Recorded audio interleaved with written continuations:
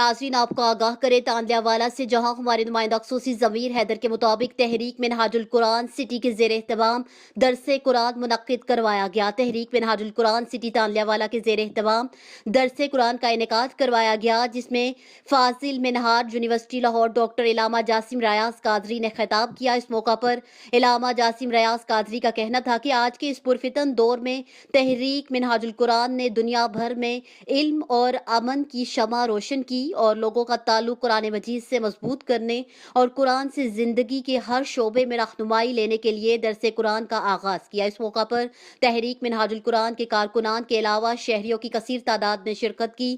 درس قرآن کی صدارت صدر تحریک منہاج القرآن سٹی تاندیا والا پیر سید شاہد حسین شاہ بخاری نے کی، جبکہ درس قرآن میں ضلعی ناظم تحریک منہاج القرآن محمد ذوالقرنین قادری نے خصوصی شرکت کی۔